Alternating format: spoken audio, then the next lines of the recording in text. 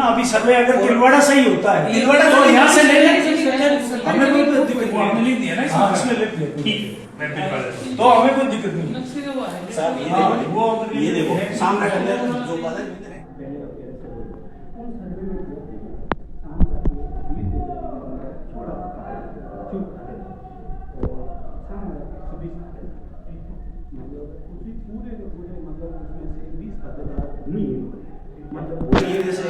जिसका आज हम कामरा के सभी किसान लोग यहाँ पर एकत्रित इस बात को लेकर हुए हैं कि हाल ही में रिफाइनरी की रेल लाइन से कनेक्टिविटी को लेकर एक सर्वे हुआ था।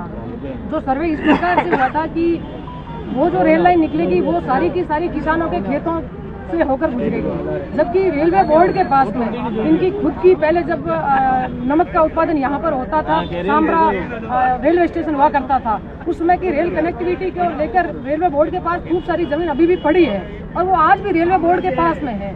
उस पर अगर किसी ने अतिक्रमण कर रखा है तो उसकी हमें जानकारी नहीं है, मगर हम चाहते हैं कि किसानों का हक छीना नहीं जाए। किसानों के खेत है जो 2 टुकड़ों में बंट जाएंगे, किसी के खेत है जो 3 टुकड़ों में बंट जाएंगे। आप और हम सब समझते हैं कि आजकल संसाधन के बगैर खेती करना संभव नहीं है। तो आप समझे कि एक खेत की बुआई के बाद में अगर सामने वाले खेत में जाना है तो किसान को 30 किलोमीटर 25 किलोमीटर दूर जहाँ से अंडरपास बढ़ेगा वहाँ से अपने व्हीकल्स को लेकर जाना पड़ेगा। खेत का इधर का टुकड़ा और इधर की टुकड़े की कनेक्टिविटी को लेकर अगर रोड हो तो ऊपर से आना जाना संभव होता है, मगर आप और हम सब जानते हैं कि रेल की पटरी के ऊपर से संसाधनों का आवागमन है वो तो होना पॉसिबल ही नहीं है।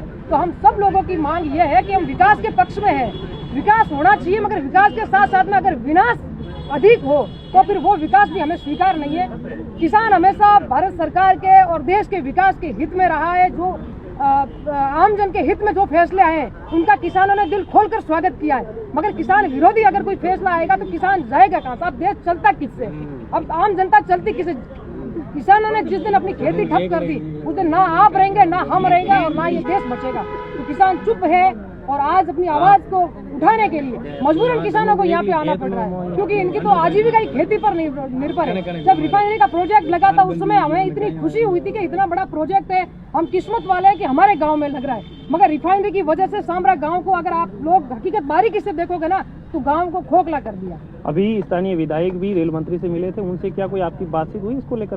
देखिए, हमारे गांव के शायद मुखिया से उनकी बातचीत हुई थी, मगर हम तो फिर से भी उनसे यही कहना चाहेंगे कि रेलवे बोर्ड की जो जमीन है, हमारे पचपदरा के भाई लोग हैं, उन्होंने भी अभी प्रोटेस्ट किया था। वो चाहते हैं कि पचपदरा की है जो रेल लाइन से कनेक्टिविटी होनी चाहिए, जो पहले हुआ करती थी जब नमक का ये गुड्स वाली गाड़ियां माल गाड़ियां चलती थी उस समय हुआ करता था, वो कनेक्टिविटी वो चाहते हैं। तो हम भी चाह रहे हैं कि हमारे खेतों से होकर नहीं निकले और पचपदरा वाले भी खुश और हम भी खुश। जो पहले का जो रेल का जो मार्ग था उसी मार्ग से निकले तो हमें भी नुकसान नहीं होगा।